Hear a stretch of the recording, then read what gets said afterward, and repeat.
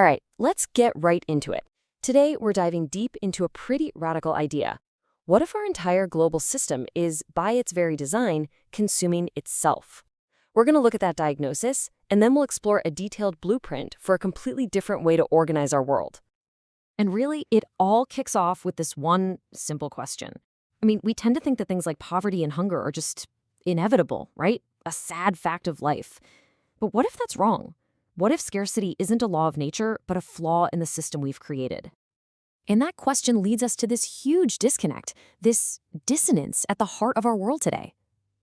On one side, you've got our incredible technology, AI, automation, renewable energy.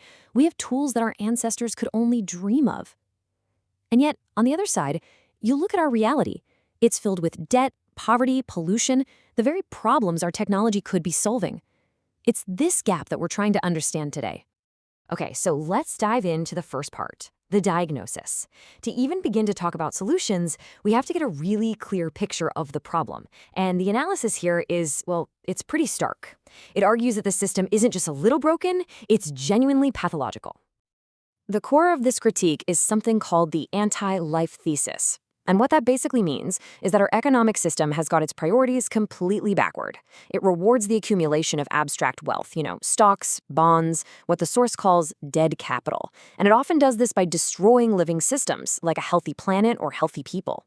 Existence itself becomes something you have to buy. And this slide uses a really powerful, if kind of chilling metaphor to explain it. It compares the system's logic to cancer. First, you have this drive for uncontrolled reproduction, infinite growth on a planet that is very much finite. Second, it leads to host destruction, basically eating away at the planet and the society that it depends on.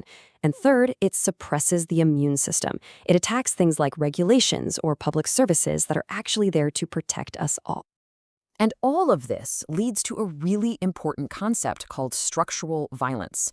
Now, this isn't violence like a punch in the face. It's about how the structure of our society, the very rules of the game, can cause incredible harm by simply stopping people from getting what they need to survive. The violence isn't a weapon, it's a line on a spreadsheet that says someone doesn't get to eat. So this table just pulls that whole diagnosis together. You can see the problems we've been talking about, the value inversion, the structural violence, the destruction. But the really critical part is that last column, systemic mechanism. The argument is that these problems aren't bugs or accidents. They're the predictable results of how the system is designed. The harm is a feature, not a flaw. Okay, so that's the diagnosis. Pretty heavy stuff. So let's switch gears and talk about the proposed cure.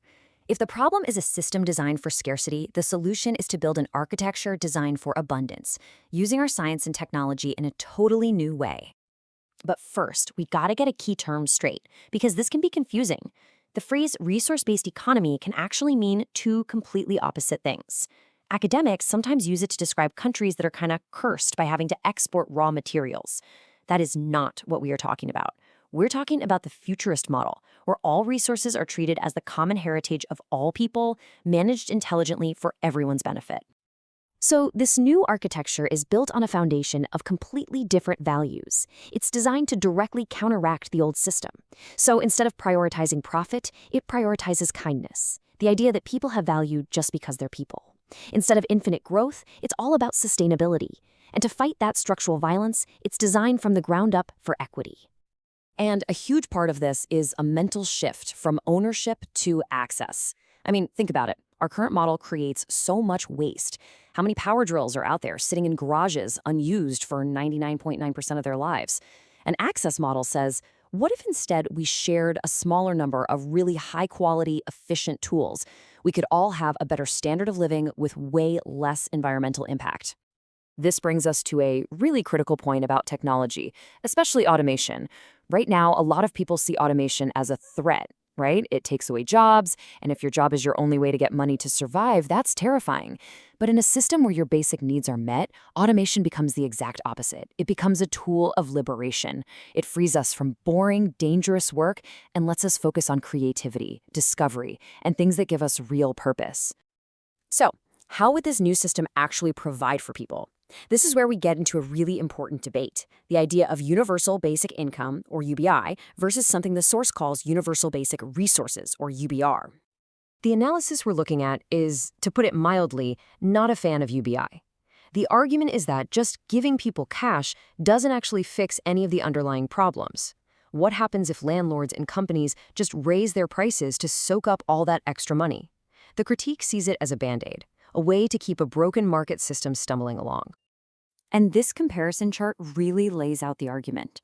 So with UBI, the mechanism is cash. With UBR, it's direct access to goods and services. That means UBI has a pretty high risk of inflation, while UBR has a very low risk. And look at the goal. UBI aims to give you an income floor. UBR aims to give you a high quality of life floor. That's a huge difference. So, just to be super clear, UBR is not about getting a check in the mail.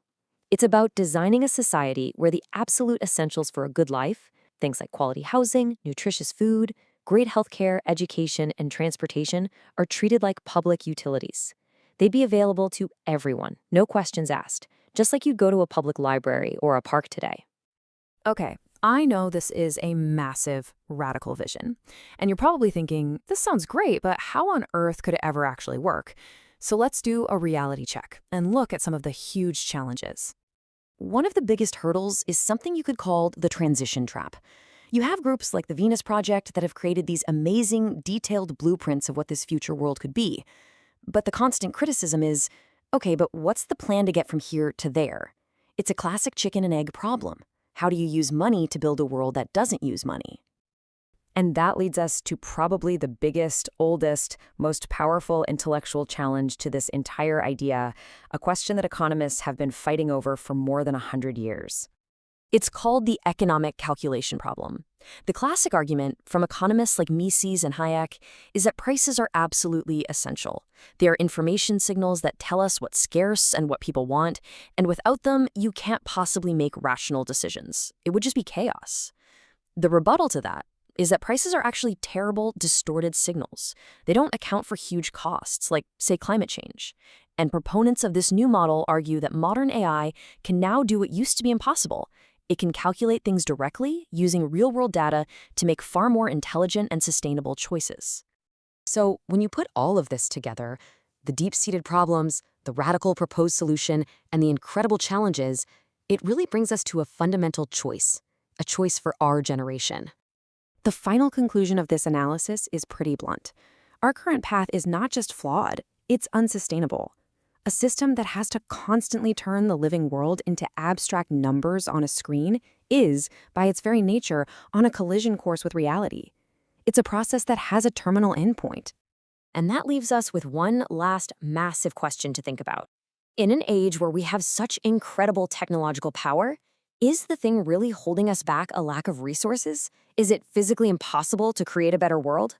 Or is the real barrier a lack of imagination, a failure to even believe that another way of doing things is possible?